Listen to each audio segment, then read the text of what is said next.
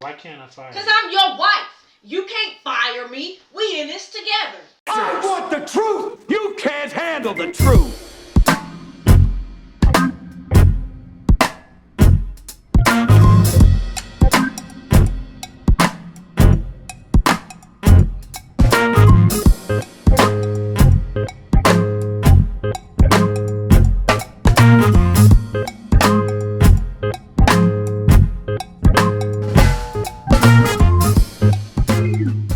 What's up, everybody? It is your boy, the H-double Hark Henry, and this is the 13th episode, I believe, of the Thursday podcast, and this is our last installment of the Kings and the Queens series.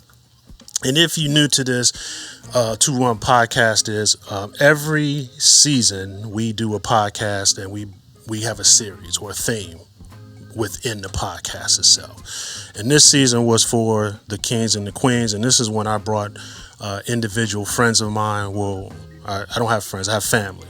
So individual families who I know that have stories to tell that are inspiring, that are thought-provoking, and can definitely help somebody. So I brought them on just to see, what's going on in their lives, and they can share their stories, because we're all about real love, real life, and real talk here on the Thursday.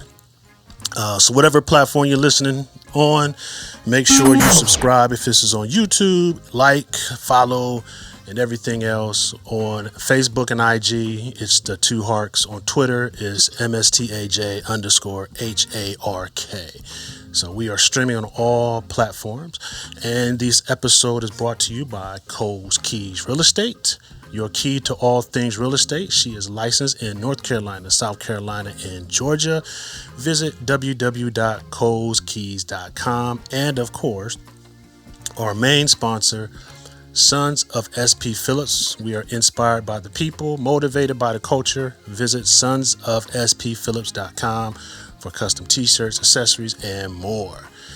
Without further ado, I have a wonderful and lovely young lady who's going to be our guest, because the her's not with us today. She's still handling business. She's still doing her thing, and she's making sure that this train stays on the tracks.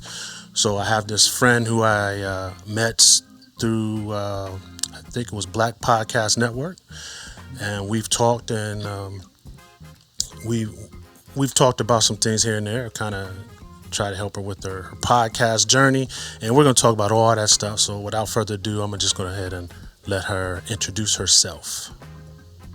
Hi, everybody. I am Key from Not Your Superwoman podcast. Hey, how are you today? I'm great. I'm really glad to be here. I'm glad to be here. It's a long time coming. I did kind of hold things up a little bit coming into it. That you did. Well, we're not going to hold that against you, though. I appreciate it. I do. Yeah. And what's the name of your podcast again? Not Your Superwoman. Not Your Superwoman. It's ironic yes. That's the title of your podcast, because I deliberately titled this podcast just for you, Challenges of a Superwoman. Woo! Yeah, that's and boy, the week to do it was this week, because right. We gonna have some stuff to talk about. Right, and I did that on purpose, basically because I listened to your podcast and what you were talking about on the internal level, you know what I'm saying, and then just talking to you and knowing the things that you're doing and dealing with.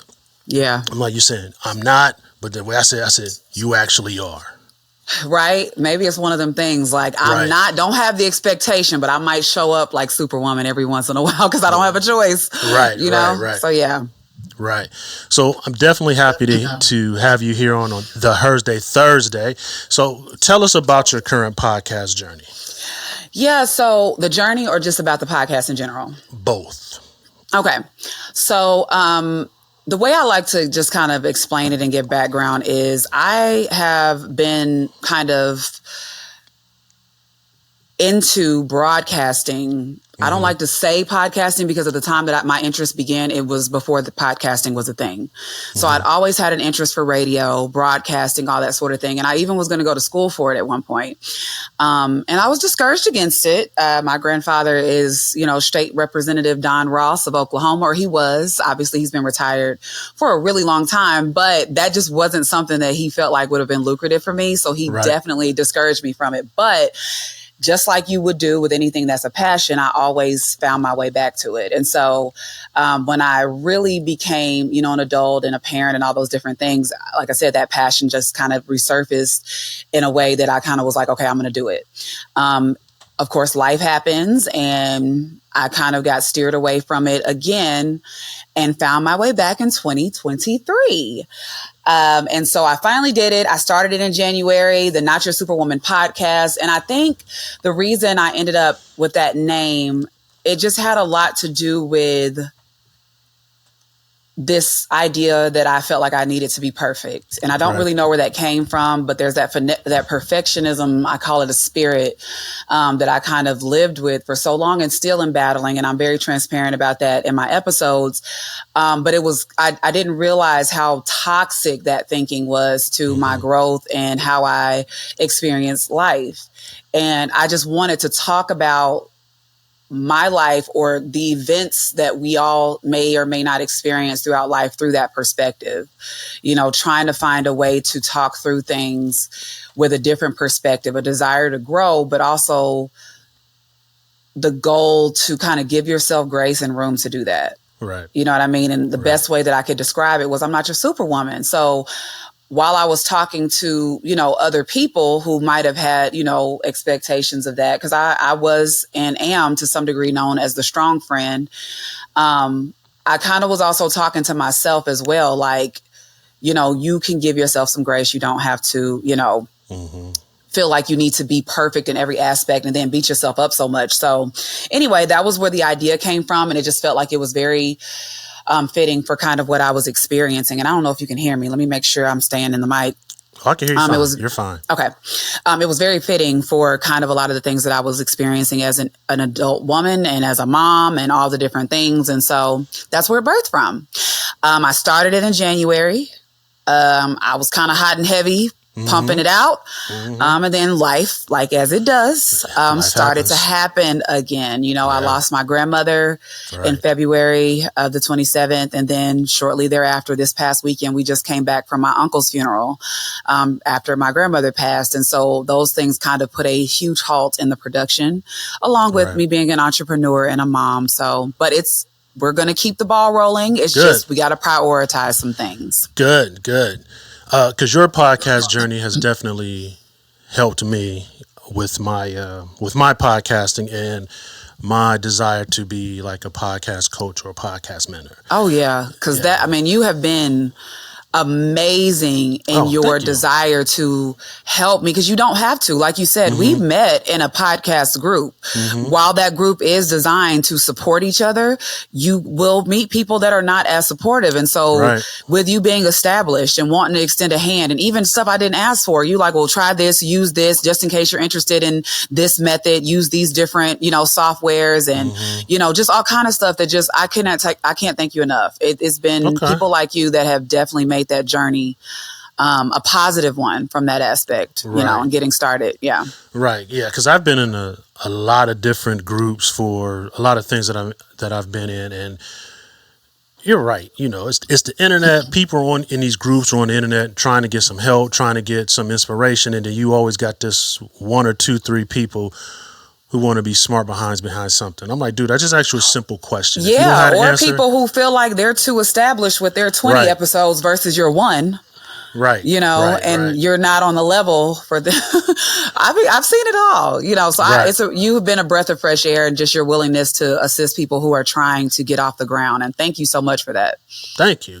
Yeah. Because I took some of the things that we've done, and I was working with an alternative school, and I had a kid I was working with, and we made an episode, and it turned out okay, and I hope he pursues it.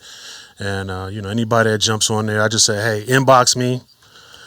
I give you the lowdown, but they better catch me. They better catch me quick, because this information ain't gonna be free next week. I ain't mad at you. Time is money. And that is probably why what you give in terms of like mentoring or helping is so valuable, because you didn't ask for money. You know what I mean? Right. And not to say that it's wrong for you too. I understand as an entrepreneur, the importance of you being paid for your time, because it is so limited. Yeah. It is stretched so thin and we wear so many different hats. So for you to even be willing to do that in itself is huge. So yeah, and you should be charging. Yeah. So I get it. It's coming. It's coming. Key, I want to take this moment out because we have this segment that we do on our podcast called A Moment in Shoes. Oh, Lord, yeah. So me and my wife, we are itty bitty minor shoe heads, man. We see some shoes, we got to grab them. So what are you rocking today? All right. So I'm going to have to stand up just a little bit so I can show the people. All right. Now, right, I'm not a shoe head. I'm not a Okay. shoe head. Let me be clear. Now, this whole shoe thing, I'm a team player. Okay. And I do own sneakers.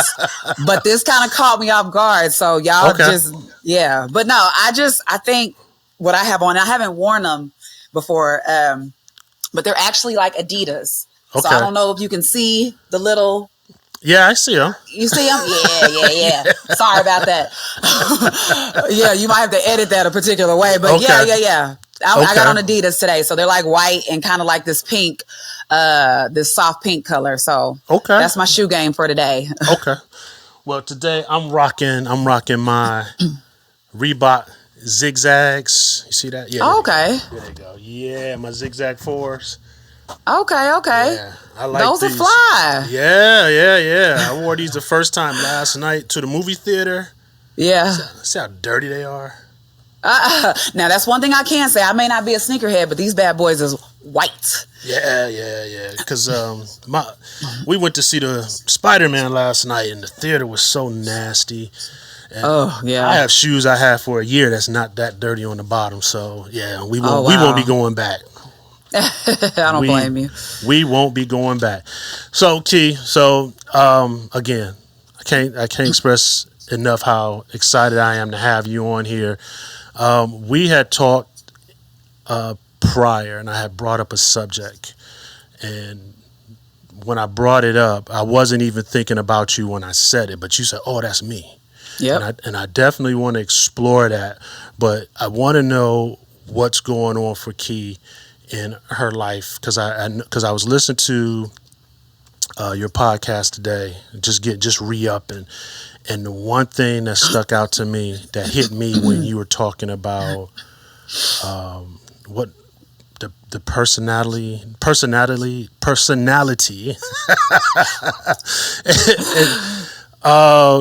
where people think you're a fraud. I forgot how you said it.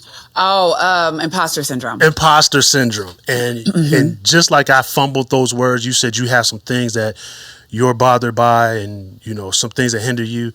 And you said speech was, and that's one of mine, because I'll mess some words up and try to clear it up. So just kind of elaborate on that. How have you overcome imposter syndrome, or are you still working on that? I am still working on that. I am. It has been so much of a rehearsed mindset that it's probably going to take me about as long as it took for it to develop, for me to undo, the damage, the mental perspective that it's taken over me. But yeah, I'm still working on that. I'm more aware of it, and I try to identify things that are being birthed from that space, so that I can kind of redirect my thoughts into, more reasonable and realistic and honest. I'll put it this way.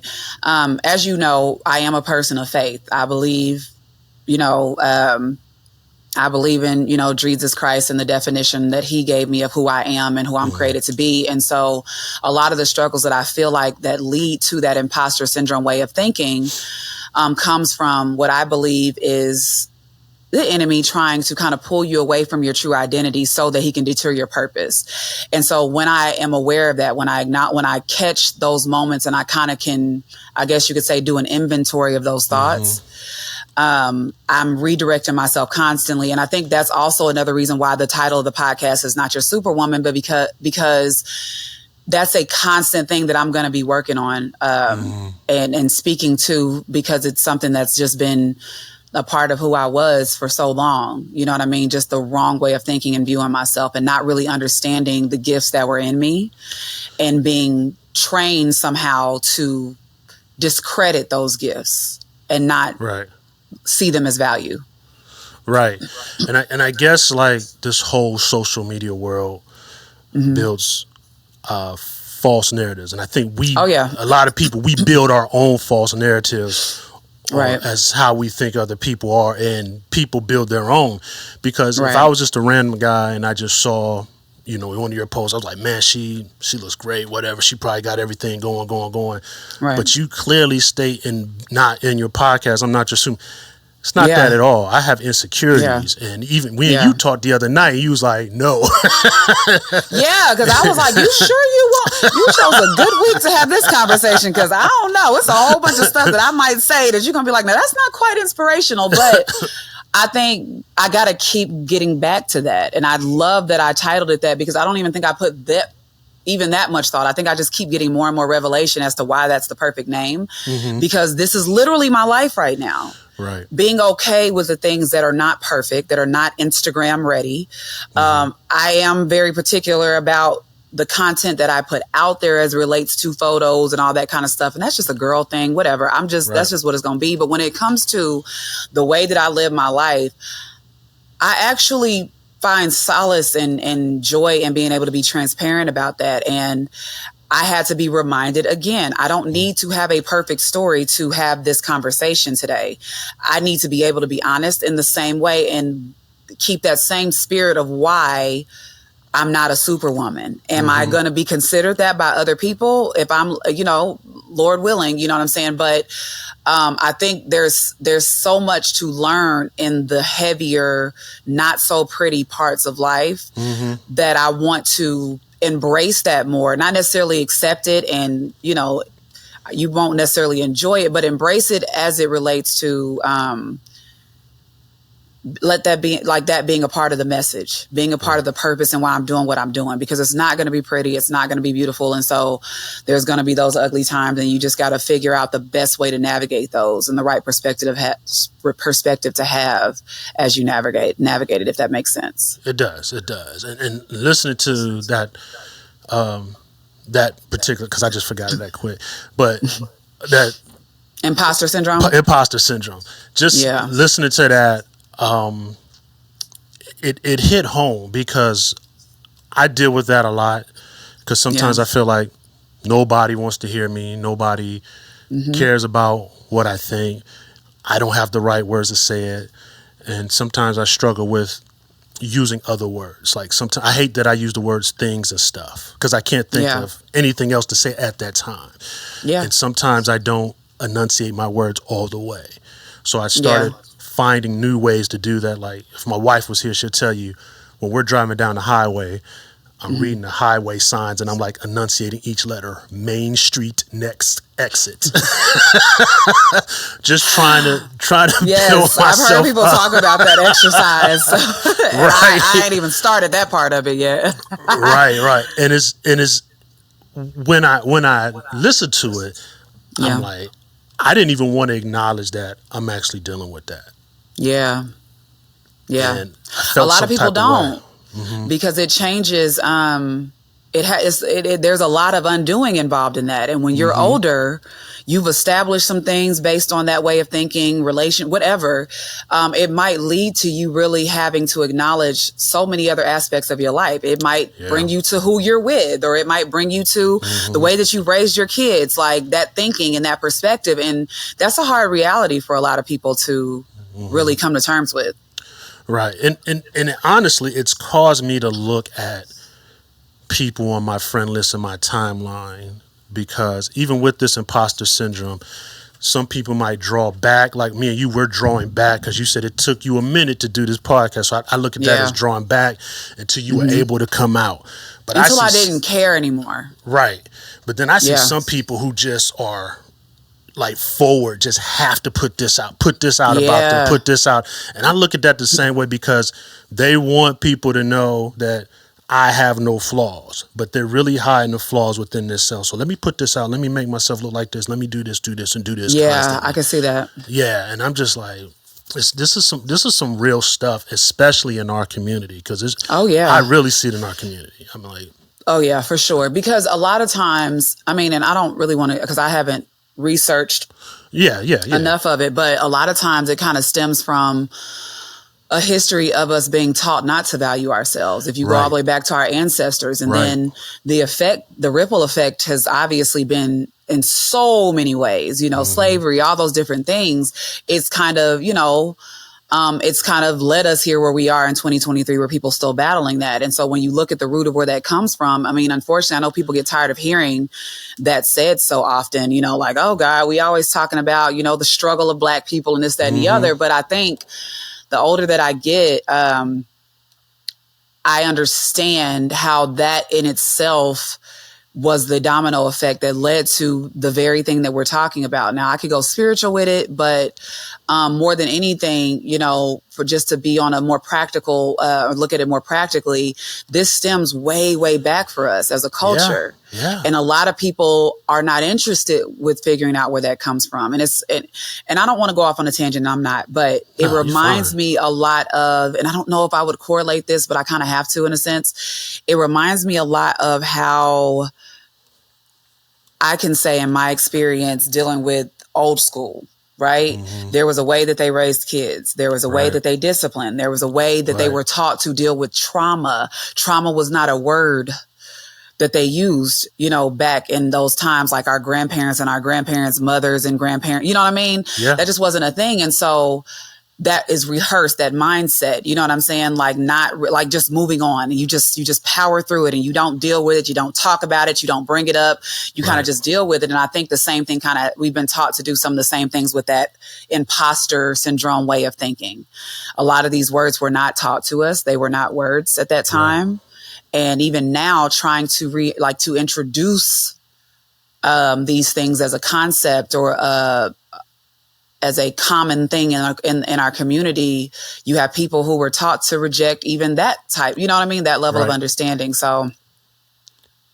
Yeah, you're definitely just talking about generational curses, and it's just something.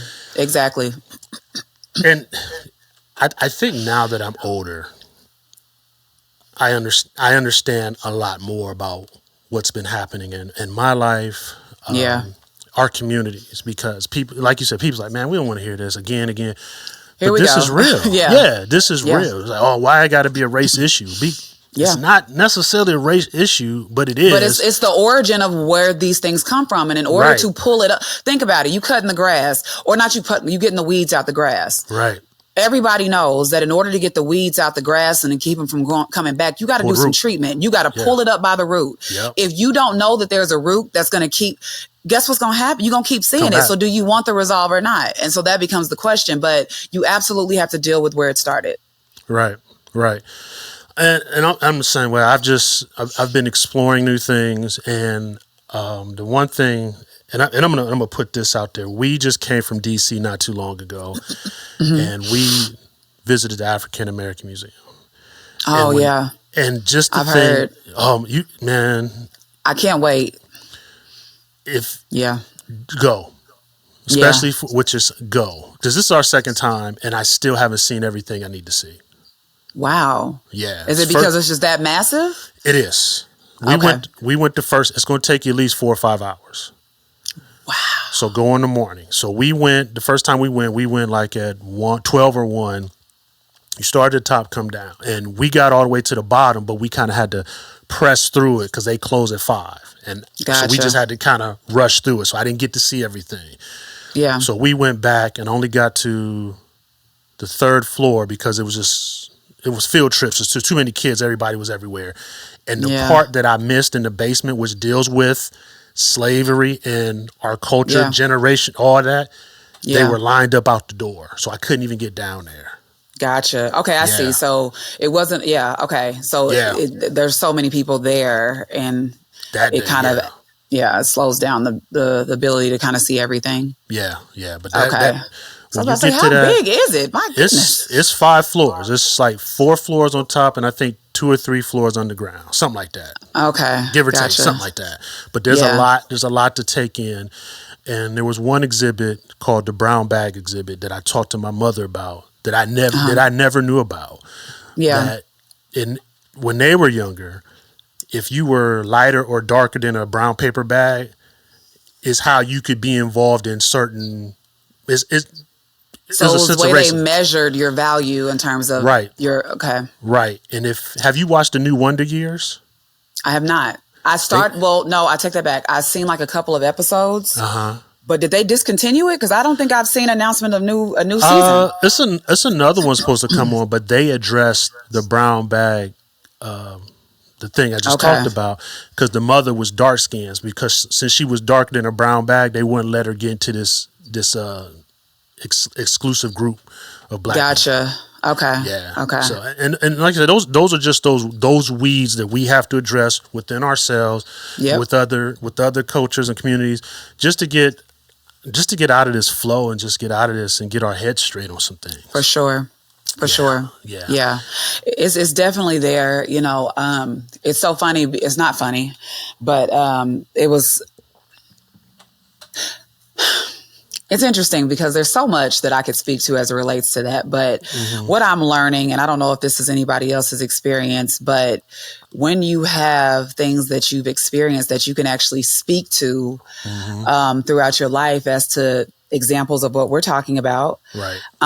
It can be a bit of a struggle to really express that. That's why it's so dangerous for me to have a podcast or to be on a podcast, because you might be wanting to tell your story and speak to those things, but a lot of times they include that older generation that has not yet accepted the reality of generational curses and what the flaws were, or what things they may or may not have done to contribute to your trauma or your whatever it might be, in that way of thinking, and not necessarily in a malicious way, but just kind of based on what they didn't receive and what they weren't taught. And then it just kind of keeps going. And so I was literally just having a conversation, and have before, with my mom, and just how she parented and how she views our parenting with her grandkids.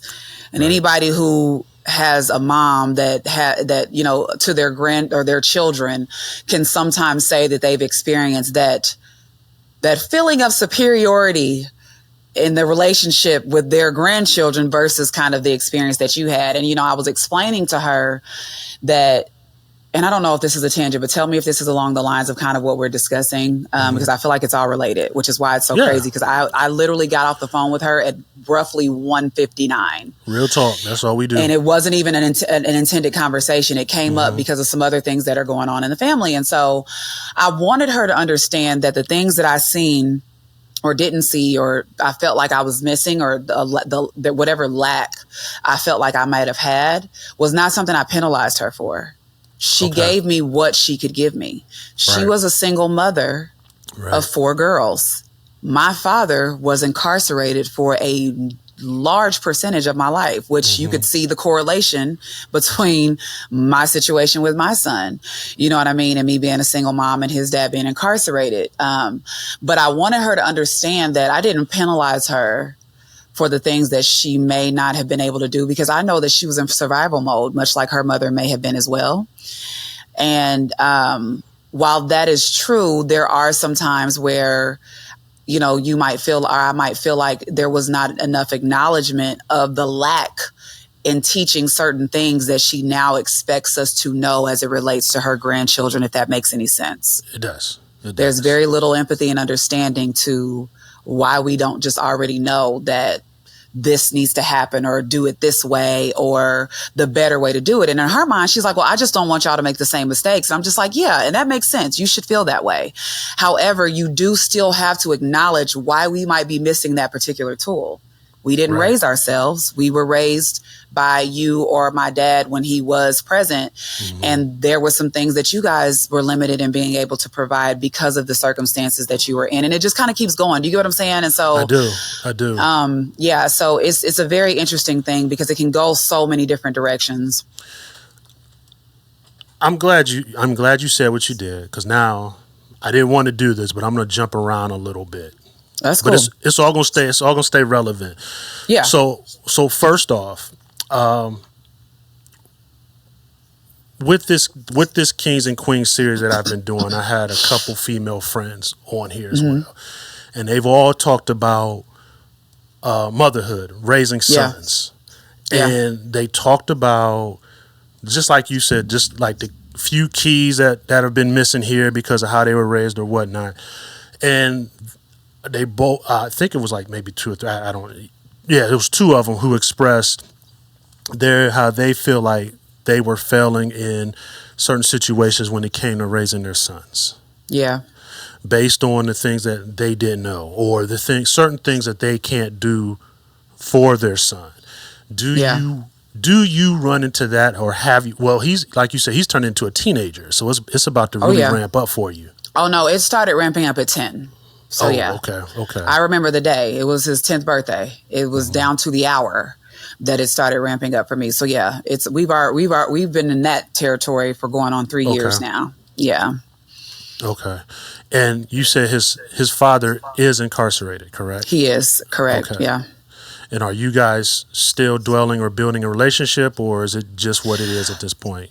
So our relationship in the past has been very tumultuous, simply because I could start on his end by saying he wasn't taught how to be a man or a father. Mm-hmm. He didn't have his father. Mm-hmm. And that was something that he since the moment I met him, has always been very, very vocal about. He didn't have his father, and he wasn't taught how to be a dad. So a lot of his decisions that led him to prison reflected that. Not knowing how to be a man, and, basically took him away from having that opportunity with Kaden, my son. So that was the first issue that kind of affected our relationship. While I did date him, knowing all those things, once I matured and I kind of started to understand what I wanted and what I needed for Kaden, that just became less and less appealing as it related to even a co-parenting relationship. So that caused a lot of friction because he didn't understand what it meant to raise a child. How could he? He wasn't really taught that to some degree, and especially not from a man's perspective. So there was a rub there. There was also the issue of him, at some point or at one point, still kind of expecting, a reconciliation romantically between him and I, and not really accepting my rejection of that. So that caused a rift to some degree for many, many, many years. So a lot of those things combined, and then us never really just having a healthy relationship to begin with kind of played a part, unfortunately, in us not being able to co-parent successfully. Right. But the transition and the change of us being able to communicate better recently took place in the last few years, and only took place, believe it or not, because of him redeveloping and establishing his relationship with God. I feel like God was able to reveal to him some things that he couldn't see carnally because he wasn't taught to see it. You know what I mean? Like sometimes we're blinded to things that were not taught to us, like we've been talking about. And so because of that, he's developed a relationship with God and has given him perspective on things that he didn't understand. And so now he'll kind of circle back. Like, you remember when you was telling me that thing? I get what you were saying now, and I see why that was a problem. And so that clarity so much. And that experience has, by the grace of God, been able to change only because of that, where he's even able to see deeper into some things that I'm present for and can't see because of that relationship, because I get overwhelmed by the day-to-day, the struggle, the many hats, the not prioritizing my spiritual life because I'm in the throes of surviving, and which is a very dangerous game for somebody who, considers themselves a believer. But it has changed drastically, but only recently because of that self-work that he's doing in his relationship with God. So it is healthy. It is better, but there was a lot of trying times before we've gotten to this point. How has your son adapted to the situation? To our relationship or his dad's absence? His dad's absence. Because he's probably not really getting the full aspect of your guys' relationships, right? No. He knows you guys are, at least talking. Yeah. So I would say he doesn't adapt well, but that's not because he's expressed it, because one of the issues that I have, the biggest, most deepest, most concerning issue that I have with my child is that he internalizes a lot. He does not express a lot of what he's thinking or feeling. I'm not sure why that is, because I try my best to try to make the conversation, the opportunity for conversation, as open and as transparent and as welcoming as possible. Because again, some of us may feel like we didn't get that with our more old school parents or grandparents. Right. But he doesn't really express it, but it's just from my observation as a mom. I know that there's things that he feels, that he experiences, that he wishes were different, that are stagnating, I think, some emotional developmental things in his life. So I don't think so far he has responded very well to that absence, but I don't think it's anything that my faith and that me and his father's, prayers and things can't redirect. But I do believe that he's responded negatively to that absence in such a way. I can use, for example, something that happens, I guess, with everybody comes of age, girl or boy, but I can think particularly with a boy, excuse me, particularly with a boy that need to belong, to identify.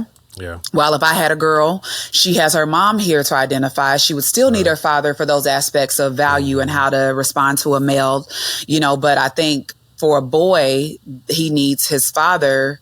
You know what I mean? That direction from his father and understanding who he is. And I don't think I understood the value in that. And I always thought that if I just taught him, that would be enough to have a conversation with him. While I'm not a boy, I know that you need these things. And this is what your father would do if he was here. These are the things that you can, and just have all these different resources to use to kind of help guide him. And I'm learning that that's not enough. Right. Even with his dad being, constantly in communication with him in the time that he's been gone since Caden was 2. That's a long time. You know what I mean? And now he's in the age where he's just looking for that identity and he hasn't had it. And so it has had a very negative impact on his self-worth, I believe. Right. I had my father for the entire duration of my life till he passed away a couple years ago. Yeah. And I've said this many, many, many times. I feel bad for little kids who don't have their fathers in their lives, because it's very important. And I know some situations, situations are situations, but it is important for fathers. It's important for our community. It's important for our families that fathers are involved with their children 100%. Right. And because now we're in this age now where these young men who haven't had fathers or positive role models think it's okay just to drop seeds anywhere. And seeds anywhere. And just get their male, what a male is, definition from what they're seeing, social media, TV. Yeah. And the representatives who try to represent the culture just don't understand how much damage they're doing at this point. Absolutely. And, when you got young men who don't have good role models, seeing these guys doing these things, are like, well, this must be the thing to do. Yeah. And then, we redevelop or reissue new generational curses. Keep it going. Yep. Yeah. Yeah. Because then you have students in the classroom, or like, class of 30, 6 of them are related. Man. and they're all growing up with the same type of trauma, because they don't know how, like you said, they don't have a male figure. Right. They don't have a positive one. Once they get to a certain age, they don't know how to do certain things, or because they weren't taught that. Yeah. And it's having our families being together makes us stronger, and I don't understand why some people don't believe that. I know. It's a lot of people who feel, I know I just saw something today, or was it last night? I think it was today, that was on YouTube. And I didn't click on the video, but it was kind of discussing the new generation's the baby mama culture. And while baby mamas I have hate been that around term. since the beginning of time, it's a lot more glorified today It is. than it was then.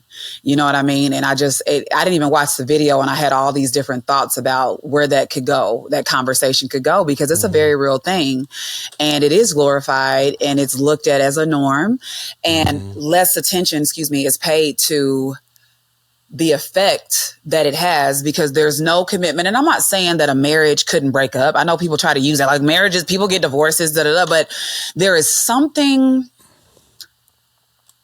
a little bit more permanent in the mindset of a marriage versus we're just together and having a baby.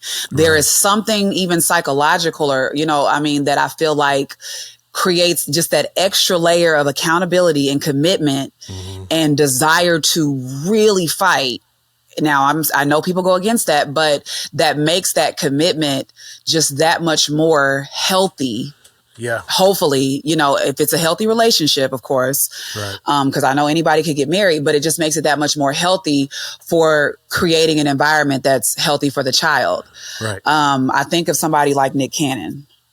I don't even have to explain why that's the topic of conversation. And while he feels like there's nothing wrong with what he's doing, yes, you can financially provide for each of these children. But what I've noticed with children who had a parent that they had some type of issue with for their absence or their lack of whatever, it rarely is truly about money as much as it is about the lack of experiences that I had with you, not being able to have you present because you were either stretched so thin, like somebody would be expected to be in Nick Cannon's shoes, or you were just choosing other things, choosing other people, women, or, even on the mom side of things. So whatever the case may be, it's not so much about you being able to provide as much as it is about you being able to be present in whatever healthy way that child needed you to be there. Right. And so people kind of just look at it like, well, I can take care of them. Well, I mean, yes, we didn't get married and we, and no, we're not together anymore, but we both do our part. But I don't think we understand, because it's so funny. You'll watch, and this is such a horrible example, but I used to see movies where they would discuss divorce and the trauma that it had on the kid. And you'd have these Caucasian kids like acting out, like, I just am so, and they were like, well, the reason they're acting out is because their parents divorced each other. And I'm just like, so what, your parents are together, get over it. Like, why is it? I promise you, I had the most horrible perspective on that, because my parents, had a somewhat tumultuous relationship prior to my father being incarcerated. So, I just did not have a respect for what that actually does. And while my parents were married, I don't think I connected the value and the developmental benefits of them in a healthy relationship, of course, but staying married, what that would have done and how that would have impacted me. And the thing, I just never had a respect for it. And I think that's what a lot of us do, because our families were broken up so early on, as we discussed, for obvious reasons. With our ancestors, it kind of created this mindset of like, that's the norm for us. So we survived it. Our grandparents survived it. It's a survival mindset, but it's replaced with, but was it healthy though? Right. You get what I'm saying? I do. Yeah. I do. I had a girlfriend a long time ago, and she had to move to, one of our suburbs and put her daughter in a school that was a lot better district than where she was at. Right. And it was a culture shock for her daughter, because most of her friends had two parents. And she came home with like this shock, because I guess the kid said, you don't have a dad and all this stuff, because her dad was somewhere else. Right. And so she was shocked that they had a mom and dad, and her new friends were shocked that she didn't have a dad. Yeah. And I know their situation, so I know the trauma she's going to deal with for a long time as she tries to build a relationship, because she's seen her mom go through so much stuff and try to maintain taking care of her and her brother. And when dad pops in, or if he pop in and they're struggling, and all that other stuff. So I can just imagine the things she's probably dealing with at this time, because I know she's an adult. Right. Right. No, that's so true. Yeah, and that whole baby mama thing is just like, if I hear somebody, I say, you mean your child's mother? Yeah. You know, I mean, put some respect on it. You know what I'm saying? For sure. It's like they're alienating themselves from the fact that you had an actual child from this woman. It's because you had a child with her and you're not together. Yeah. Don't discredit who she is. Yeah, for sure. Right. For sure. Right. Yeah, I think it's just, the unfortunate part about it is, and I'm learning this in my conversations with people about some things, it's so much psychological. It takes so much of a psychological shift in your perspective that many people just aren't ready for that amount of self-work to even see it that way. It is so much easier to just pass it off as it's not a big deal, as long as both parties are taking care of their kids, on top of the fact that it was made to seem normal in a lot of instances and in our community, because of, all the roots of where it came from. A lot of people, again, it goes back to that whole imposter syndrome. Like, what would that mean I'd have to do if I had to acknowledge that? I'd have to say I was wrong. I would have to say that I basically, because here's the thing, and I get me if I go off on a tangent, because that's very possible, okay? Here's the thing, but it all is related. It's so relevant. It is. Here's the thing. I think one of the things that I had to acknowledge, and this came up in the conversation I had with my mom today, right? I had to acknowledge that she was not perfect in her rearing of us. Her mother may not have been perfect, and no parent, none, ever is going to be perfect in their rearing of us. She did the best she could with what she had. My father was not there for the majority of the time, and she had to figure it out, and her mom had to figure it out, because guess who wasn't there for the majority of the time? Her father, and so forth. And you can just keep going further and further back. And what I realized is that, there's a sacrifice that I'm going to have to account to not being able to be constantly present for my son. And that is because I am a single mom. So I am the provider. Yep. I am the teacher. I am the encourager. I am all of those things. And because I took on that burden, my responsibility, because I played a part in becoming a single mom, because I didn't choose what he chose for him, but I was well aware of the things that could lead to that. Now, we can go back and say it was because of what I saw or what I learned in the generational curses, which is a very valid thing, but that's just my way of taking accountability for my role. Right. I was a lot more aware than what, some people want to give credit for but there's other factors emotionally, self-esteem, self-worth, that help you make those negative decisions that end up impacting your children down the line. Right. And so I have to be honest that because I made the choices that I made, I am now in a position to where my son will have to be denied the amount of nurturing, attention, and developmental things he needs from both his mother and his father. It sucks. I'm aware of it. And I pray to God that he fills those gaps for me constantly. But is it a very real reality? Unfortunately, I am only one person. I'm not Superwoman. So I can only do so much. And that balance is a very tricky balance to establish, And so that was just a really harsh reality I had to come to. And I told my mom that I couldn't possibly shade you for the things that you didn't do, because you did the best you could with what you got. And you were a girl before you were a woman, and you were a woman before you were a mom. And there were things that impacted that development into a girl, and that development into a woman, and then that development into a mom that absolutely made a difference in what you were able to contribute in the relationship that you got into with my father, that may or may not have been healthy at the time. And so it's just, I don't know. I guess the purpose of me bringing that up is that was a very real reality that I had to come to and take ownership of that. I don't have the luxury of denying that. I've already denied my son enough. I don't get to deny him the fact that he didn't ask to be here, and he is limited in his experience of growth and development because of choices that I made. I don't have that luxury, and it's not fair. Right. But as so many people in our culture, it means that we have to acknowledge way too much than we want to deal with. So we dismiss it and we justify and there's really nothing wrong with it. I survived. My mom survived. We're still taking care of our responsibility. Yeah, but was it healthy? Hello, I keep going back to that. But was it healthy?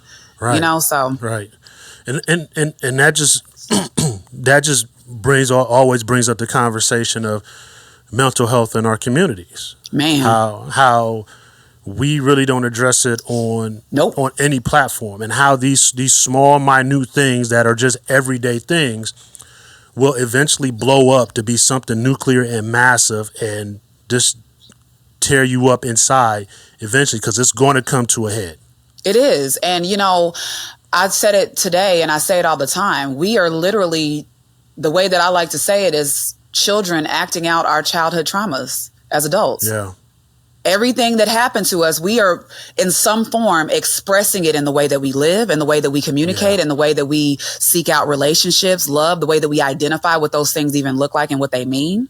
Right. That's what it is. And until you get some level of therapy, a lot of times you don't even realize it because it's gone on so long. It is a norm. You know what I mean? It kind of reminds me of kind of how you would see like impoverished people and how they view life. Like if you have a child who's been in an impoverished environment his whole life and he's never seen anything outside of that neighborhood, you'd be crazy to get him to understand what your experience was like in Dubai.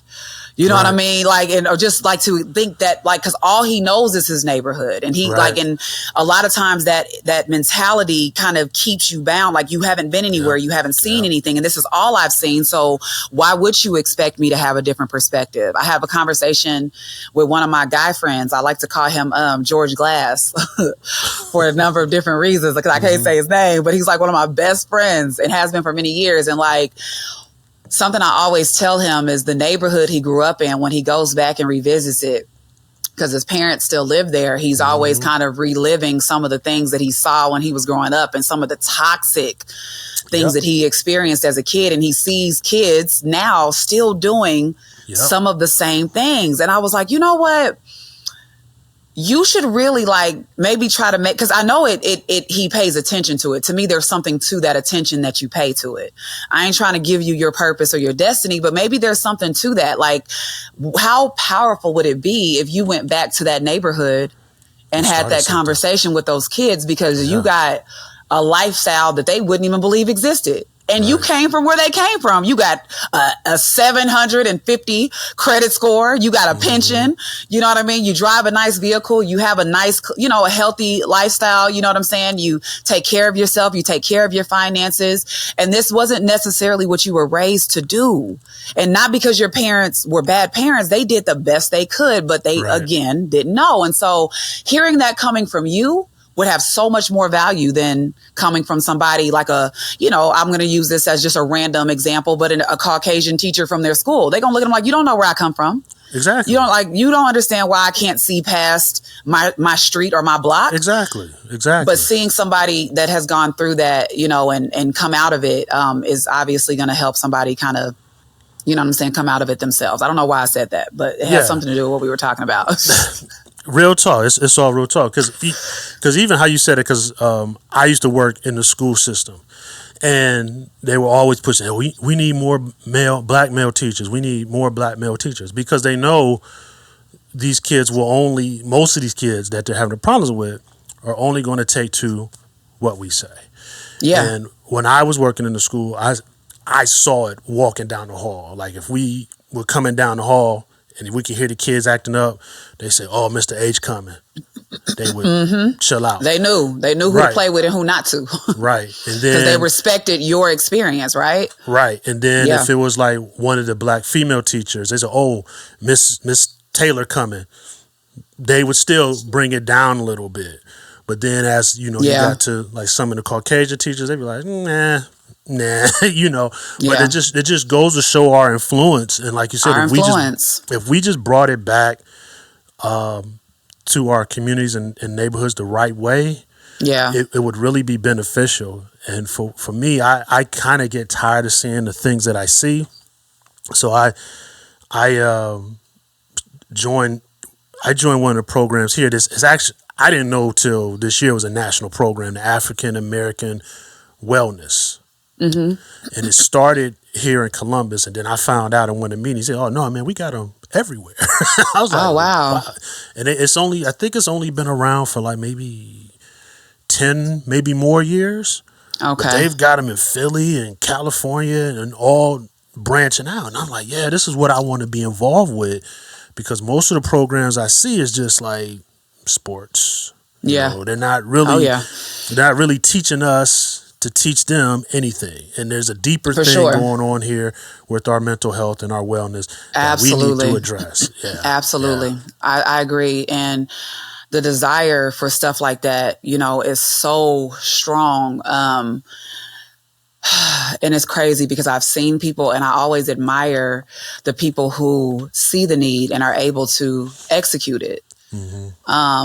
But a lot of us weren't taught what that looks like, and how to navigate, how to balance that, and how to dream and create and break the generational curses and add the, you know, bring the education. So I'm always so inspired by people who are able to do that, because I've had so many desires and thoughts of kind of speaking to youth, and especially girls, just about, you know, life and just the different things in terms of self-esteem. And I know I've met people, close friends of mine, who kind of had the same desire to do the same thing. And the passion came from a very real place in our personal experiences and traumas and things like that.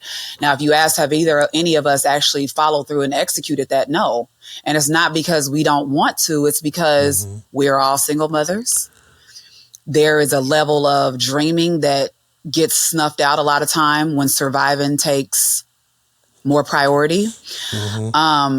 And that imposter syndrome and all of those different aspects kind of snuff out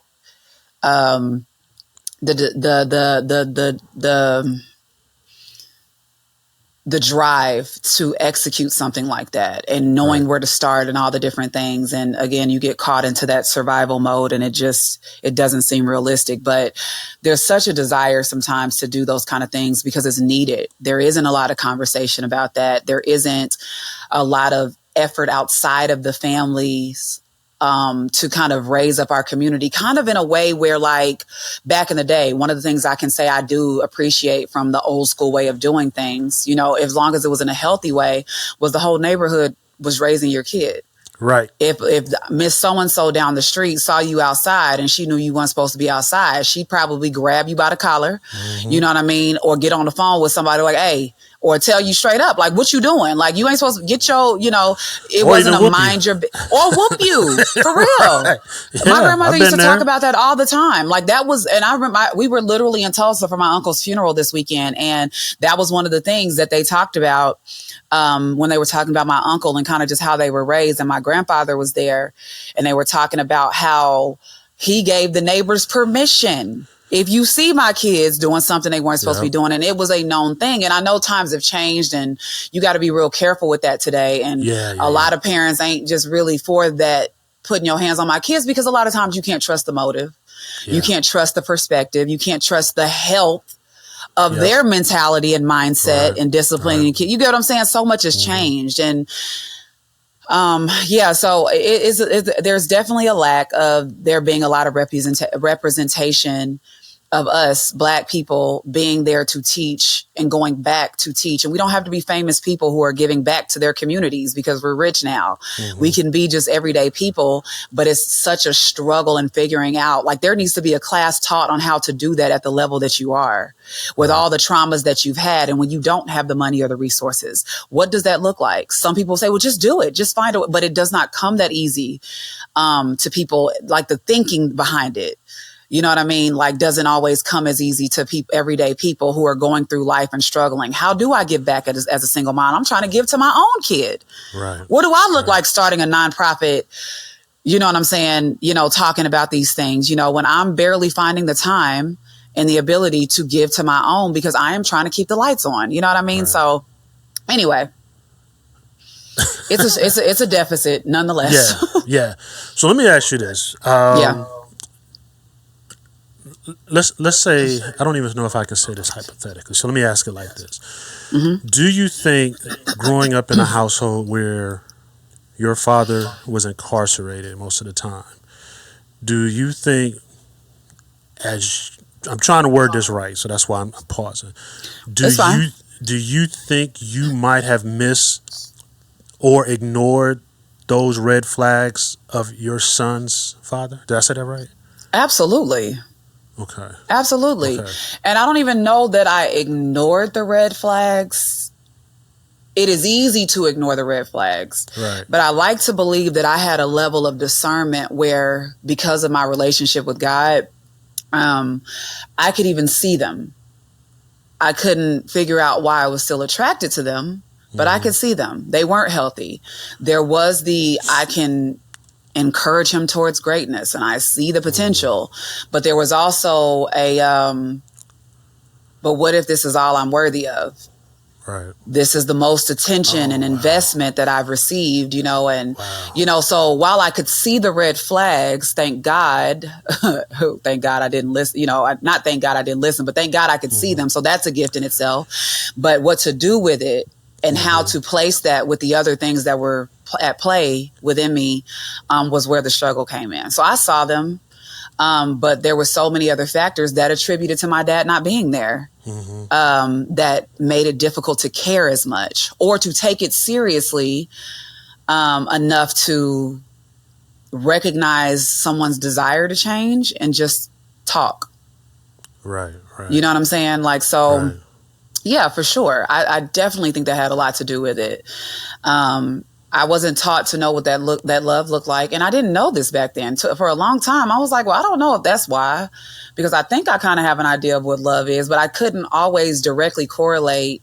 Like I said, the divorce thing, I thought that was a joke. Like, so you acting out because your parents stay together? Duh. Right. But maybe that was what I subconsciously had going on. Like there was some absences there that I didn't know that I needed that would have maybe come with my parents being in the same household in a healthy relationship. Mm-hmm. You know what I mean? So, for sure, I definitely believe that is a huge part of it. And now that is why my son is now living that same disadvantage.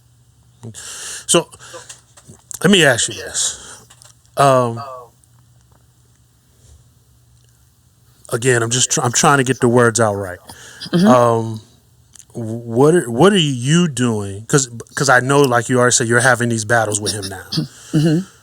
What are you doing to let him know this is not what you have? This is not the path you have to go down that your father's going down, or any even not him. Even this crap on social media. This isn't what you have to do. Yeah, you know what I'm saying? Yeah. For me, so for me, parenting, and I think most parents will relate to this. I'm just shooting in the dark almost. Part of that is probably counterproductive to the mindset that you're supposed to have as a believer. Right. But that's something that I have to work on and kind of just re-strengthen in my relationship and my perspective with God. But first of all, I feel like I'm shooting in the dark. So I am trying things that I feel like I'm being led to try, or just anything that I feel like will speak to what he needs. Right. So he's not allowed to be on social media. Now, has he gotten in trouble many, many times? Wow. Because he's snuck and done it? Absolutely. Mm-hmm. And I'm not one of those parents that feel like I have to necessarily expose him to it because he's going to try to do it anyway. Right. Some things I can say that probably is a healthy route to go. But for me, I'm okay with saying that I'm just not going to let you expose yourself to that. Or if I can limit the amount of exposure. So let's say that you did sneak and do it. Mm-hmm. At minimum, you had to sneak to do it. So you couldn't enjoy it to the degree that most kids are maybe allowed to do, right? So you're not as exposed to it. I strongly believe that our ear gates, our eye gates, what we take in, what we see, what we listen to, has a huge impact on how we respond to life, how we respond to ourselves. And I'm not going to go too spiritual with it, but they have spiritual ramifications, good or bad. You know what I mean? Like what you listen to and what you hear and what you see. So if I could at least minimize that, that's one of the ways that I start. I'm going to start in some of the most influential ways. Mm-hmm. One of those ways is going to be starting with how I live my life, which is a struggle because you can't be a parent that contradicts what you're trying to teach, because they may not articulate it, but they recognize it. They don't respect that, and they lose respect for you. So trying so hard to kind of mimic the things that I want him to take on himself as an adult, a future adult, or as a human being, then limiting his access to the things that have the most detrimental effect as much as I can. But in addition to that, it can be counterproductive to do those things and limit for all the right reasons without explanation. A lot of things that was a rub for me as a kid, because I was wild. I was not. Anybody who know me was like, oh, you think Kaden is bad, Kirana? Like, I was something, you know, and my mom loves to tell those stories because she's like, oh, that one right there took me through the ringer. And a lot of a rub that I always felt as a kid was when I was given instruction, but I wasn't given a genuine explanation as to why. And I know that I dismissed a lot of that advice as a kid, but one of the things that stuck with me, as random as this is, and please bring me back to my original point and answer to your question, but I have to use it as an example, was when we watched the movie The Best Man. Okay. My mom had a very interesting and very valuable perspective watching that movie when we were younger. And she wanted us to pay attention to, and this might be a stretch for some people, the reaction that Lance, the groom, had to his future wife compared to the women that he blew through like the wind. Okay. There was a level of reverence. There was a level of respect. Yeah. There was a level of value that he had for her, for the very thing that he took advantage of in other women. Right. He valued that she was a virgin. He valued that she respected herself. He valued that she wasn't just dishing it out to the highest bidder. Right. He loved that about her. It didn't mean he didn't take, advantage of Susie, Becky, and LaShawn. Right. No shade to any of the Susie, Becky, and Rashawn's out there listening to the podcast, but he respected her. When he talked about her, he got emotional. And it was a movie, but there was something to that. The way he saw her, and it even takes me back to, there's this moment where she's walking down the stairs and they're playing that song by Kenny Lattimore, Beautiful Girl. Mm-hmm. And she's walking down the stairs and he has this glisten in his eye while she's walking down the stairs. And that was so symbolic of that very thing. And I don't think she brought that to our attention. I think I just noticed it, but she did bring to our attention about how he valued her. Right. And it gave so much more context to why she wanted us to value our virginity and not be so frivolous with giving it away and understanding the importance of maintaining it. That versus her just saying, just don't do it because I said so, or don't do it because the Bible says, wait till you're married. That never sat with me. But what stuck with me, and to this day I tell that story, is what she told us about that movie, because I could see it. I saw exactly what she was talking to. And then when I started going through life experiences myself, I saw the difference between the girls who was giving it up and the girls that wasn't. Right. Now, you did have young boys who still didn't understand that value because they were young, but you saw there was something psychological or maybe, subconscious in terms of respect that was still there nonetheless. You know what I mean? And so my goal with Kaden and my parenting and getting him to see that you don't have to do the things that your father did or that I did is giving background. Why? Let me show you. Let me paint the picture for you, because you are much like your mother and you need to see. Let me show you what that looks like. Let me give you the example of what that looks like. And sometimes I think it lands and sometimes it doesn't. It just depends on what the context is or what we're talking about. Right. Because he's at that age where, oh man, the input is going to fire in from, the influence from his friends. Oh, yeah. Those who are on social media say, no, you got to do this or you're supposed to do that. Oh, so yeah. It's I can tell him some advice, and if he heard something different on YouTube, no, it's not. And how do you know? Because on YouTube. Right. Okay, I'm just your mom who was experiencing life long before you got here and what has your best interest at heart. But yeah, go for the little kid on YouTube who just started his channel, who knows everything. You know what I mean? So yeah. For sure. Yeah. There is a lot of gravitation to what is popular, the popular train of thought, the popular way of doing things and all of that. So yeah, for sure. Yeah, you can imagine that that's been an issue for, the young adults, but when you got people our age still going with that. It was on, Hello. it was on YouTube. It was on Hello. Twitter. It was on social Hello. media. Yeah. So, and they're believing that. Yeah. Wow. Yeah, man. for sure. So, Key, we're gonna round this up because I know you and Kaden got a lot going on today. What is the future for Key? As you know, tell us about what you do as an entrepreneur, what you got going on, what's happening for you. So I can say the future for Key is first and foremost, because I feel like this is the gateway to resolve, not perfection, but resolve for every aspect of my life that is kind of unbalanced right now, which is a lot, is to reestablish my relationship with God. Because I feel like that's the whole purpose of me doing stuff like this.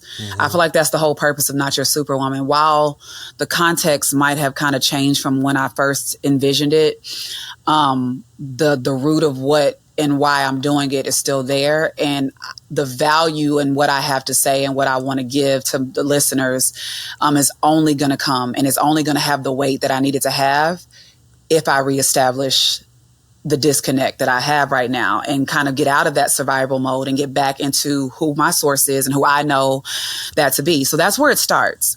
Right. And then first, that's the priority.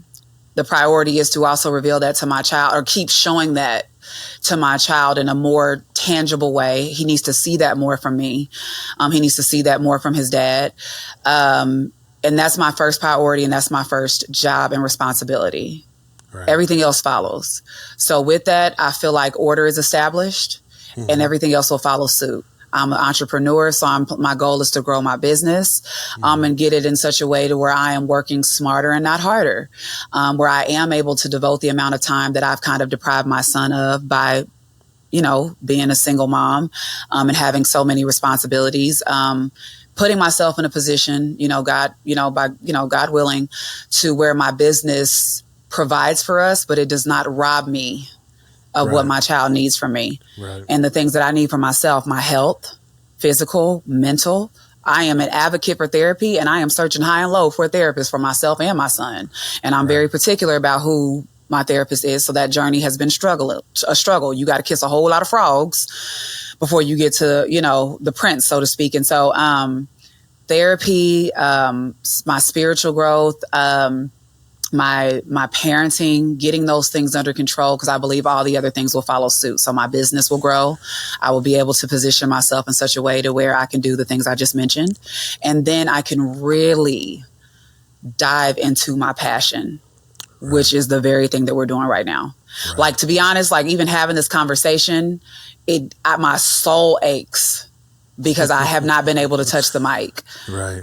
In a while, and I've been promising my listeners things and trying to get these different things out, and I can't because there are things happening right now that are literally saying not today. Right. And at first I thought maybe it was just a pull that was trying to keep me away from fulfillment, but in some instances you kind of got to look at that again as maybe the timing was rushed. Not saying that it wasn't good to open the door, but you got to kind of make sure that the priorities stay aligned. And so the bills got to be paid. Right. My son has to be healthy. I have to be mentally, spiritually healthy. And if those things are already struggling, maybe you don't have that additional 30 minutes to an hour to be trying to build a podcast brand. So it's definitely something that is a part of your purpose. But sometimes you got to kind of take a few steps back to kind of bring yourself back to what brought you to this purpose, so that you can execute it the right way, decent and in order, if that makes any sense. So that's what I have planned. I'm going to start from the beginning, and all of it's going to follow suit. You will hear from the Not Your Superwoman podcast sooner than later. Good. And I can't wait. I'm excited. I'm equally excited. So what are some of your businesses that you have going right now? So, and where can they find you and everything? Give me a call to action. Yes. So the most active social media place that you can find me for the podcast purposes is at Not Your Superwoman podcast. That's our social media handle for Instagram. It's Not Your Superwoman, or Not Your Super WM for TikTok and Twitter, right? Okay. Not as active there yet, but Instagram has been my most active. Right. As far as and there you will find our link to all of the different platforms that you can find the show on: the Apple Podcast, Spotify, all of the things, iHeart, everything.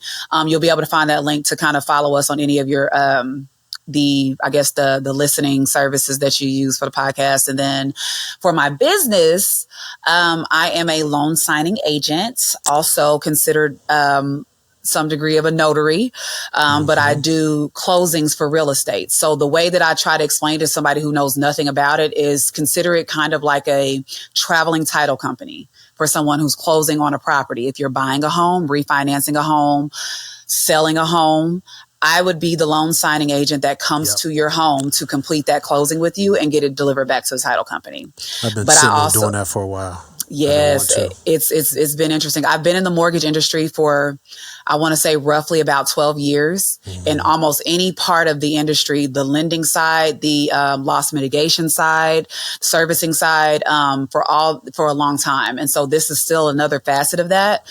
And so I've kind of stayed in the industry, but this kind of gave me an opportunity to be in the industry, but still have control and build a brand off of that. And so in that business, I do the loan signing, I do general notary work, and I also do mentoring for people who are looking into that as a side hustle or that are looking into it as a full-time business and want to walk away from corporate like I did and get into it and kind of, start their, entrepreneurial journey that way. So I do all of those things under that hat. Yeah. You and I are going to be talking, so... I'm cool with that. Yeah. I'm cool with that. I'm your coach. You're about to be my coach. Hey, whatever I can do, whatever way I can give back, I'm trying, because I want to, oh God, it just makes me think about so much, and we're about to wrap it up, but I really think about a song by an artist. Everybody knows who the artist is when she made the song and she said, "I'm here." And I don't think it resonated as much as it does now that I'm an adult and now that I have a mother. I want a legacy to be left behind, and not of necessarily popularity or anything like that. And I know there's a thin line or a fine line with that, you know what I mean? That's really difficult for the average person to straddle. So that, but I just want to feel like the things that I went through were not in vain, and they were beyond just my household. You know what I mean? So whatever I can do until I can get my podcast consistently going and, all the other things ironed out and, where there's not so many interruptions. I don't mind, just I'm going to be present wherever I can be present, and I'm going to speak whenever I can speak on those experiences if it helps somebody else. Okay. Thank you. I'm going to say this, and I say this to everybody that comes on our podcast. I love you for coming on here. As far as I'm concerned, we're family. Yeah. I hope one day we cross paths and are able to fellowship. Yeah. I also want to say that I have the utmost respect for you as a Black woman. Thank you. As a single mother, because my grandmother had 3 kids, and their father, he was pretty much whatever. Yeah. And the grandfather that I know came in and is like, I got this pretty much. Yeah. So I never looked down on a woman for raising her own children. And I hate some of the stuff that comes across social media where they're talking about women and they're talking about women like you losing points, which makes me want to work on this even harder. And, and I got to chill with that, because I just saw something on TV the other day, and I'll go into a tangent myself. But I just want you to know. I get it. Yeah, because it's ridiculous. Yeah. But I just want to thank you for coming on. You have my utmost respect. No, I appreciate you for having me, because there was a lot of things in my instability that you could have just been like, girl, look, you get it together and then we'll revisit it. But you were very patient. I appreciate that. It was so much. It contributed a lot to the me beating myself up about not being able to keep going and just not stop regardless, because there are times where you're going to have to stop and you don't want to, and you want to keep going, especially if it's something to do with passion. So I just appreciate you having me. I appreciate you being so patient with my struggle and giving me an opportunity to kind of talk about this experience. Cause I don't think I haven't really even got a chance to talk about this in depth on my own show. So it was very, therapeutic. That's why we do. To say the least. Yeah. And I think because I wear a Superman shirt all the time. People know, I say Black Superman all the time. But I don't necessarily, and I tell everybody, I said, I don't necessarily like Superman. Yeah. But I like what he stands for. He's the most powerful person who has the most, who's the most frail. Yeah. He's afraid to hurt people because he's too powerful. Yeah. And he has insecurities, and he has these other things that he has to deal with as far as being someone who's so powerful. And even when he takes a beating, he gets back up and does it again. Right. And that's the symbolism for me with Superman. Yeah. He takes that beating, he gets up, and I kind of feel that's what you're saying as a Superwoman is like, I'm not. But you, like I said, you say here you're not, but you're taking all this on, and you're taking these beatings, you're taking these hits, but you're still getting up, and you still doing it. Yeah, and let me just say something, because that's such a good analogy, and I wanted to be clear to the listeners too that there is a degree of a large degree of getting up and dusting yourself off and doing it again, that perseverance. But I wanted to be 100% clear that I think what a lot of times is missing and what people miss is that I am in no shape or form doing that on my own. Right. While my mother may not have been able to give me all the things, and while her mother, and just like I said, like we talked about, like everybody's mother may not have been able to give them all the things. One of the things that my mom gave me that is 150%, like just so invaluable, was a relationship with God. I know where my strength comes from. Do I lose sight of that from times? I absolutely do. But that is what gives me the ability to keep going, because I am myself am not enough. And I am learning not to try to be. And that's all a part of that whole not your Superwoman. While I appear to be, and like you said, that impression can sometimes be received from social media and what you see, there is a bigger force behind me, and that's God, and that is kind of allowing or empowering me to be able to do those things. And so I think that's so important, to really, because so many people in our culture believe that they can, and when they can't do it on their own, they don't get therapy, they don't seek out their creator, and that's where you find some of those unfortunate demises. And I'm, not going to speak to what that is. That can be any level of things, but because they're not understanding like why I can't do this, why am I having such a hard time? So I just wanted to say that it absolutely is not me. It is 100% God and his power working through me and what my mother taught me. Right. I'm in the same boat, and it's not an easy journey. I struggle as a Black man, and I've had my struggles getting to the point where I'm a good husband, and I'm struggling now trying to figure out if I was a good son. Yeah. And that's something trying to be cool here. So no, I get it. That's something I'm dealing with, and it just hit. So that's a different conversation. So that's another conversation that we can definitely have. Yeah. So thank you, everybody. You can catch us on all social media platforms. Like I said, like, follow, subscribe on YouTube, all that. IG and Facebook is Two Harks. Twitter, MSTAJ_HARK. Follow our sponsors, Cole's Keys, Sons of SP Phillips, and my girl Key. If you need some coaching on some, mortgage signing? Yes, loan signing. I'm sorry. Starting no, it's okay. A lot of people don't even know what it is. But no, loan signing, if you want to start a little side hustle, or if you want to make it a full-time business, I'll get you there. I'll get you where you need to be. All right. That's good stuff, man. Thank you. We're going to have to do this again because there's a lot we didn't cover. Yeah, for sure. But I can't wait to be on your podcast. But I can't wait. Yeah, everybody, thank you for tuning in. Everybody, stay easy.